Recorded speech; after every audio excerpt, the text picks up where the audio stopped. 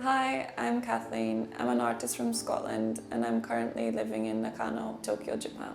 I've been living here with my roommate for a year and a half and we pay 115,000 yen, so just over 50,000 yen each. The apartment is a 1 LDK, but actually the main master bedroom has been split into 2 rooms, so it's now a 2 LDK. Before moving to this apartment, I'd been living in Niigata Prefecture for a year and a half, and I knew it was time to move back to Tokyo. So I was searching online, just kind of like your regular estate agent sites, and I found one that was really helpful, especially with foreigners, and they helped us out finding this place. Nakano is a station on the Chuo line, which is one of the oldest train lines in Tokyo. I chose Nakano because I kind of have a sentimental attachment to the Chuo line.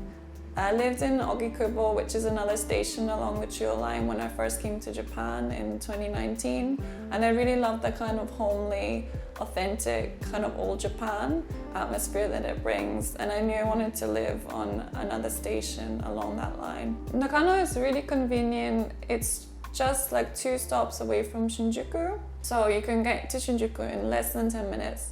I actually cycle everywhere, so I can also cycle to Shinjuku in less than 10 minutes. And if I go directly south, I can get to trendy places like Shimokitazawa, again for, I wouldn't say more than 15 minutes on bicycle. So yeah, it's a really convenient place to live and also very affordable, I think. So as you enter the main living dining space, to the left there's a big window with a view of the main street and also the Shinjuku skyline, and it's really nice for sunsets. In the middle of this space we have a table, just pretty standard, with 2 chairs and a bench. We always have a big bowl full of fruit and vegetables that we like to keep stocked up, maybe a teapot or something similar on the table. There's also a lot of plants dotted around this space. I'm very green-fingered, especially since a young age, so I like to have a lot of plants around the room for oxygen and also to brighten up the space. It's nice being in Japan as well, as there's some specific types of trees that you can't get in the UK where I'm from, so it's nice to have them around the apartment. Along the wall we have a large kitchen counter with a stove, and I'm a metal worker. I trained in metalwork, so I have a lot of kitchen utensils, a lot of steelware that me and my roommate like to use when cooking. There's also some kind of more traditional pieces like nabishiki that are made from rice straw, and some different wooden chopping boards that I've also made myself. So yeah, me and my roommate like to use these kind of things to elevate our everyday meals. And my bedroom is really small, but it's enough to fit a double bed and a small chest, and also all my books and kind of accessories and different things.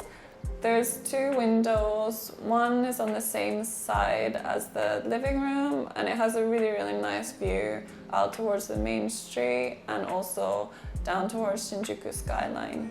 It's quite difficult in Japanese apartments to inject your own personality into the space, as they all kind of use bog standard materials, wallpaper, linoleum flooring.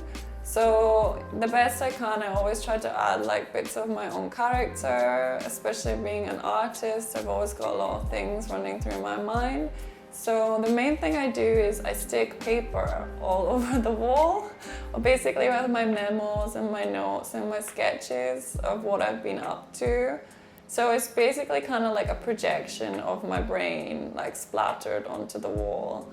And if there's not much going on, the pieces of paper, or perhaps I've finished that task or that project, the pieces of paper get moved into a kind of other pile and the pieces of paper decrease. So it is literally a reflection or projection of my brain on the main wall.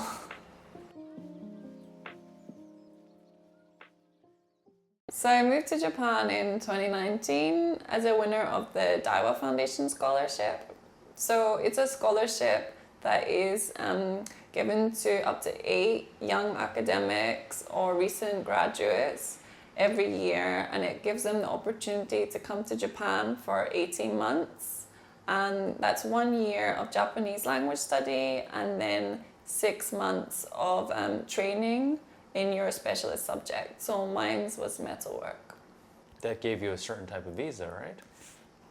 So when I came in on the Daiwa scholarship, I had a student visa as I was studying at Waseda University for a year, learning Japanese. After that, I transitioned on to a cultural activities visa when I moved to Niigata Prefecture, living in Tsubame Sanjo and working with the craftsmen there to learn the techniques of metalwork in the region. Is that hard to get, a cultural activities visa? So cultural activities visa was sponsored by the party in Tsubame, but also by the scholarship. So basically, anyone that wants to train or learn something that's unique to Japan is eligible. For example, it doesn't need to just be metalwork, it could be ikebana, dance, kabuki, pottery. Anyone that perhaps has a background of this outside of Japan and wants to come in for a certain period, which can be 3 months, 6 months, or 1 year of study, and it will be basically sponsored by yourself financially or by, in my case, I guess, the scholarship. So are there requirements other than just interest in something? So you need to have a good background, I guess, that shows that you have an interest in the subject. So for example, I have a degree in metalwork, in both a master's and a bachelor.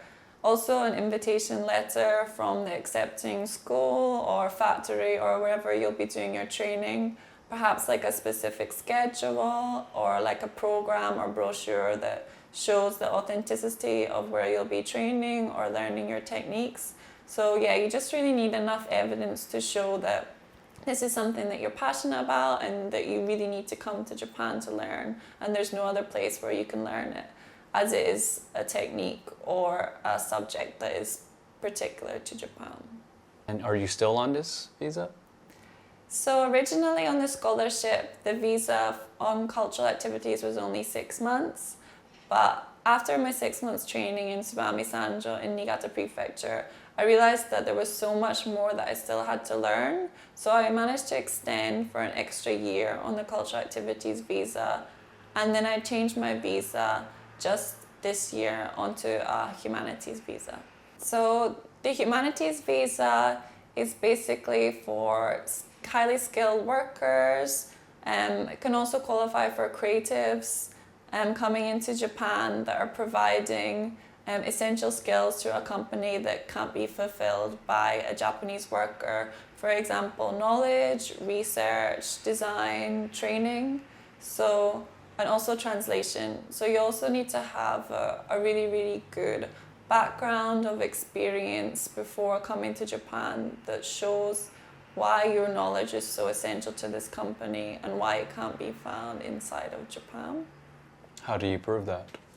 My suggestion would be get as much printed paper evidence as possible.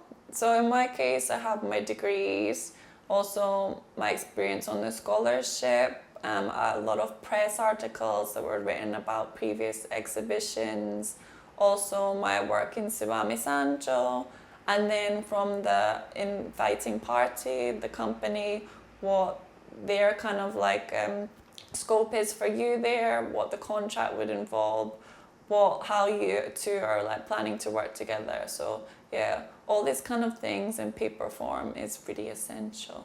What advice would you give to someone who wants to come and live in Japan one day, creative or not?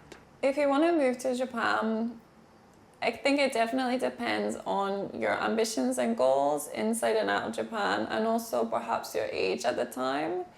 If you're still in your 20s or perhaps early 30s, one route perhaps could be getting working holiday visa, and then once you're in Japan, it's a lot easier to extend your visa or change it to a different visa type. So that would be One idea that I think could be really successful is have that visa for a year and then switch it while you're inside of Japan.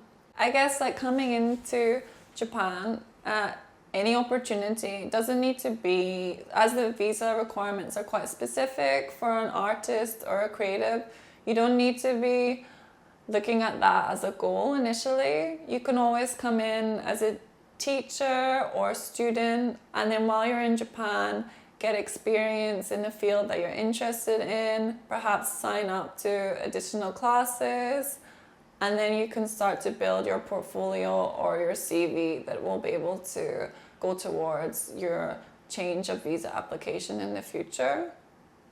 Thanks for watching.